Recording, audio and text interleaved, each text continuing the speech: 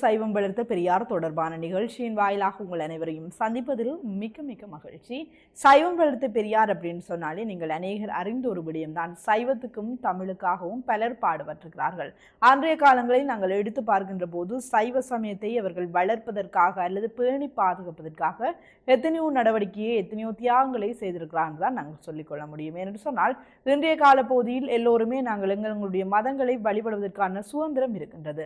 ஆனால் முன்னைய காலங்களை நாங்கள் எடுத்து பார்க்கின்ற போது சைவ சமயத்தை வணங்குபவர்களுக்காக பல்வேறு தண்டனைகள் வழங்கப்பட்டது. அவர்களுக்கு எதிராக பல செயல்கள் ஆற்றப்பட்டது.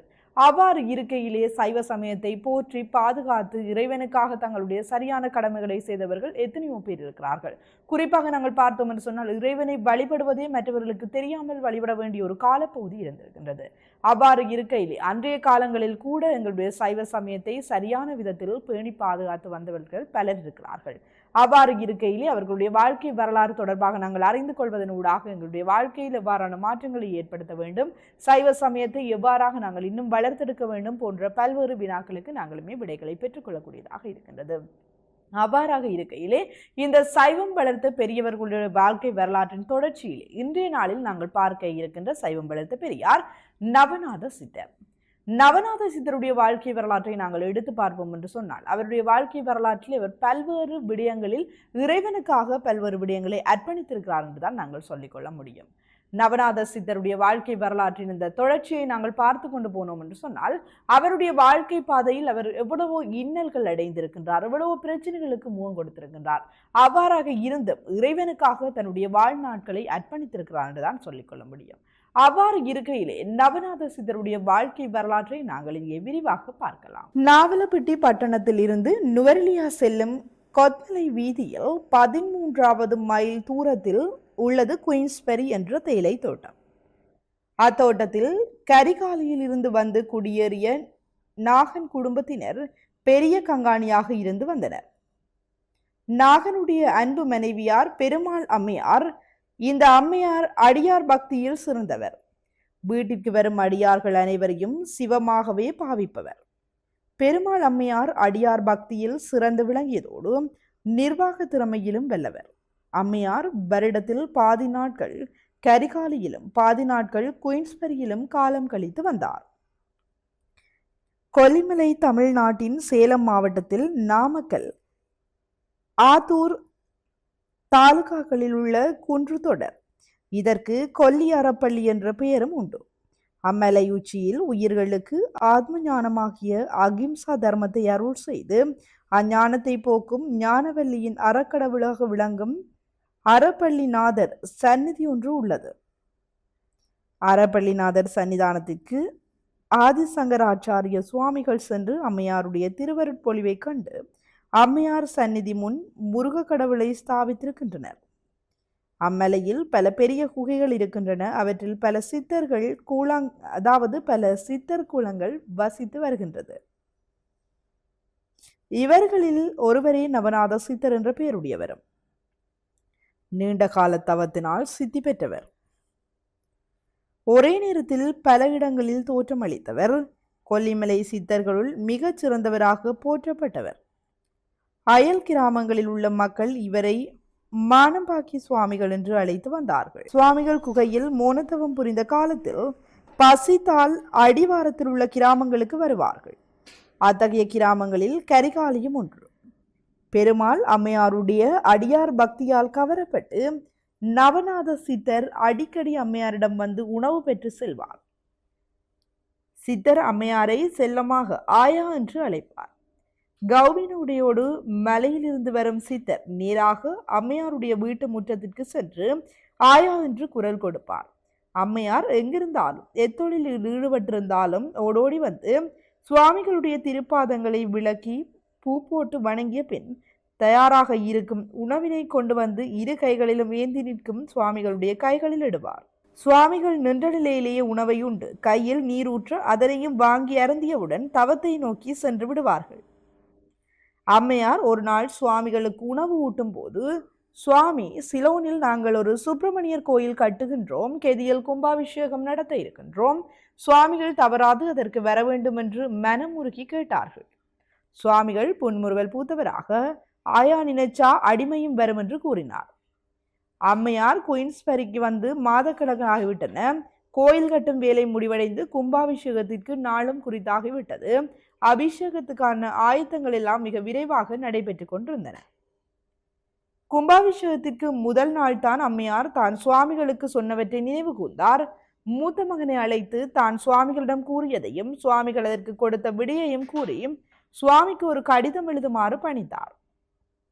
இன்று தந்தி அடித்தாலும் சுவாமிகள் வந்து சேர வாரம் ஒன்றாகும். நாளைக்கு தான் கும்பாபிஷேகம் முடிந்து விடுமே என்று சுவாமிகளுக்கு அறிவித்து என்ன பயன் என்று மகன் கூறினார். நினைவுக்கு வந்தவுடனே அறிவிக்க வேண்டியது எங்கள் கடமை என்றார் அம்மையார். அன்றே தபால் எழுதி தபால் கந்தூரில் சேர்க்கப்பட்டது.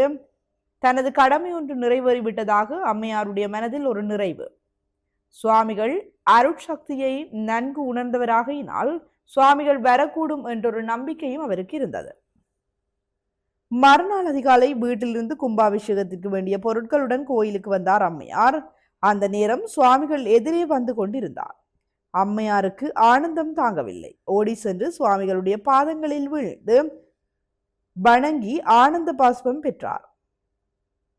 சுவாமிகளும் அம்மையாரை தழுவி கொண்டார்.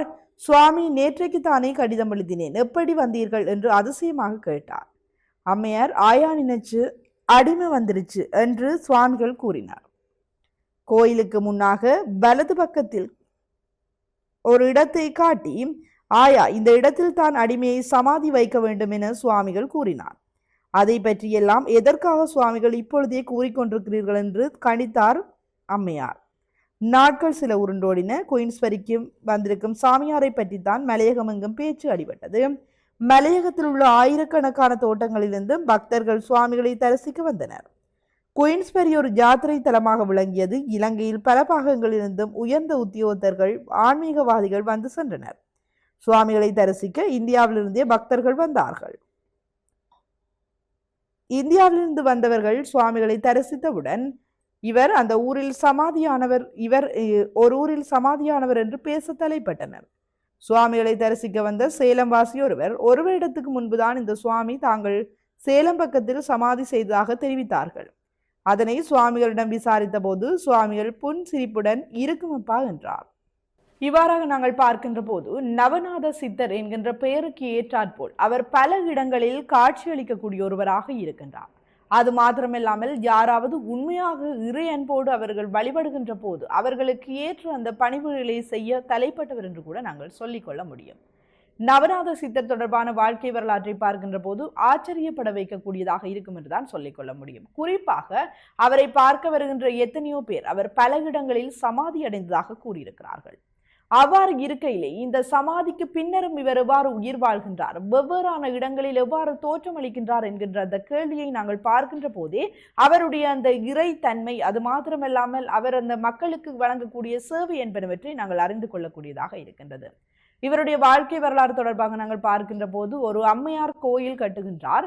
அதிலும் குறிப்பாக அவர் எங்களுடைய இந்த நவநாத சித்தர் பெற வேண்டும் என்று சொல்லி விரும்புகின்றார்.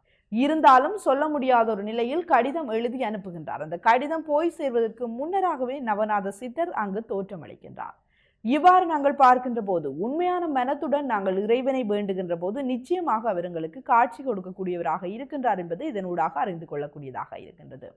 இவ்வாறாக இருக்கையிலே நவநாத சித்தருடைய வாழ்க்கையின் வரலாற்றின் தொடர்ச்சியை நாங்கள் பார்க்கலாம். சித்தர்களுக்கு அவர்கள் செயலெல்லாம் இயற்கை, சாமானியராக இருக்கின்ற எங்களுக்கு அவைகள் அற்புதங்கள். தோட்ட தொழிலாளருடன் சுவாமிகள் சகயமாக பழகினார்.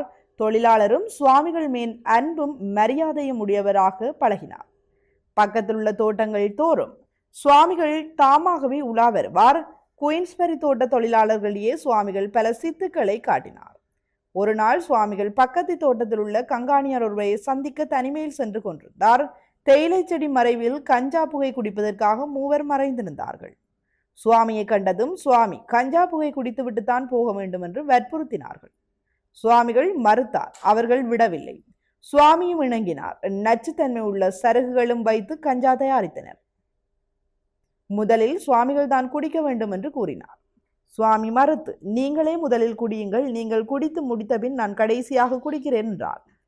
அவர்கள் சுவாமிகளை விடவில்லை, வற்புறுத்தினார்கள். சுவாமிகள் ஒரு முறை புகையை இழுத்து ஊதினார். மூவர் முகத்திலும் புகைப்பிடித்த உடனே மயங்கி வீழ்ந்தனர். சுவாமிகள் தாம் செல்ல வேண்டிய இடத்திற்கு சென்று விட்டார்கள். புகைப்பிடித்த மூவரையும் தேடி அந்தந்த வீட்டில் உள்ளவர்கள் எல்லாம் தோட்டம் முழுதும் அலைந்தார்கள். ஈட்டில் மூவரும் மயங்கிய நிலையில் நாவலப்பட்டி ஆஸ்பத்திரிக்கு எடுத்து செல்லப்பட்டார்கள். அங்கும் தெளிவு ஏற்படாமையினால் கண்டி ஆஸ்பத்திரிக்கு அனுப்பி வைக்கப்பட்டனர். சுவாமிகளுடன் இவர்கள் தகாத முறையில் நடந்து கொண்டார்கள் என்ற செய்தி எப்படியோ தெரிந்துவிட்டது. தொழிலாளர் மூவரினது உற்றார் உறவினர்களும் சுவாமிகள் இருந்த இடம் சென்று பிழையை மன்னிக்குமாறு கண்ணீர் வர வேண்டினார்கள். சுவாமிகள் தமக்கும் அதற்கும் சம்பந்தம் ஒன்றும் இல்லை என அனுப்பிவிட்டார். 4-5 நாட்களாகியும் அவர்கள் மயக்கம் தெளியவில்லை. இவ்வாறு இருக்கையிலே நவநாத சித்தருடைய பல சித்து வேலைகளை நாங்கள் பார்க்கக்கூடியதாக இருக்கின்றது. எத்தனையோ பேர் அவரை அழிப்பதற்காக அல்லது அவருடைய நிலையில் இருந்தவரை மாற்றுவதற்காக எத்தனையோ வேலைகளை செய்திருந்தாலும் கூட அவர் இறை நம்பிக்கையோடு பல விடயங்களை மக்கள் மத்தியில் காண்பித்திருக்கின்றார். குறிப்பாக மக்களுக்கு நன்மை அளிக்கின்ற ஒருவராகவே நாங்கள் நவநாத சித்தரை குறிப்பிட்டுக் கொள்ள முடியும். இவ்வாறாக இருக்கின்ற இவருடைய வாழ்க்கை வரலாற்றின் தொடர்ச்சியை நாங்களும் அடுத்த வாரம் பார்க்க இருக்கின்றோம். இன்றைய நாளிலும் நவநாத சித்தருடைய வாழ்க்கை வரலாறு தொடர்பாக நாங்கள் பார்த்திருந்தோம். மற்றொரு காணொலியில் உங்களை சந்திக்கும் வரை நிகழ்ச்சியிலிருந்து விடைபெற்று செல்லும் நான் கலைஞர் ஜெயக்குமார். நன்றி நேயர்களே.